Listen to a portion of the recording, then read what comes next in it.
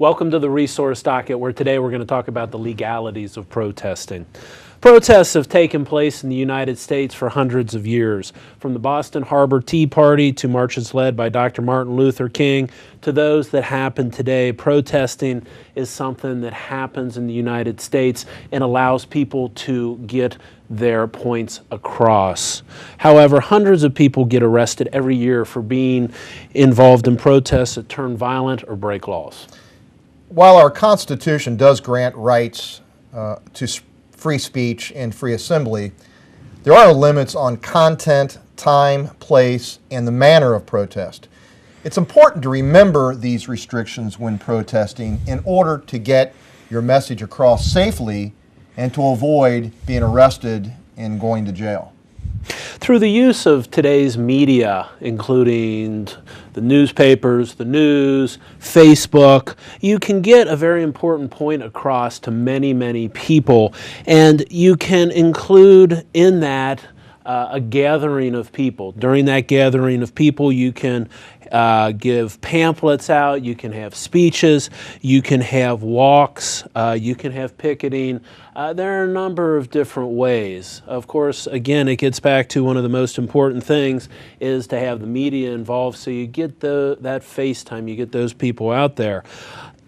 Recently, here in Cincinnati and in the United States, we've had a couple of protests that have been rather problematic. Ferguson, Missouri, numerous people were arrested. We've had the Procter & Gamble protests where people were arrested. So it's important to know that there are laws that allow you to do this. For instance, in Cincinnati, a walk or march would fall under the description of a parade. And as a result, that does require a permit, which would be available from the Cincinnati Police Department through the police events section.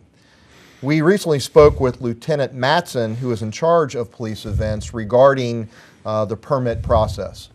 You know, if you were looking to gather at Fountain Square or Washington Park, popular places downtown, you would have to actually contact 3CDC to put in an application with a $10 application fee.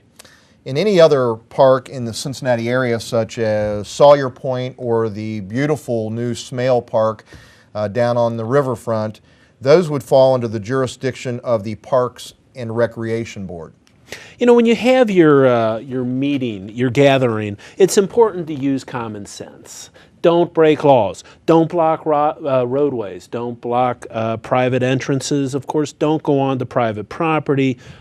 Don't block the flow of pedestrian or vehicle traffic. These are the kind of things that can land you in jail. You should also never make threats or engage in any type of violence. These situations can escalate out of control very quickly and lead attention away from your main cause or purpose. You know, any acts of violence could potentially result in an assault charge, disturbing the peace, or in heavy penalties. You know, obviously profanities should be also kept in check, as they can result in arrests or citations in certain jurisdictions.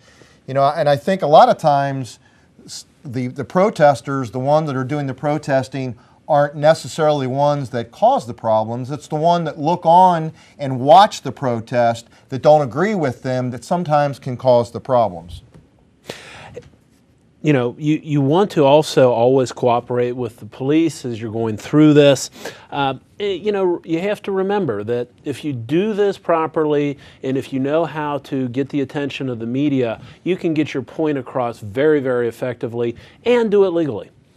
You know, if you feel like protesting for whatever reason, there are a number of ways to get your message across. Mike talked about the media, boycotting certain companies, voting in elections, volunteering, you know, certain organizations and causes.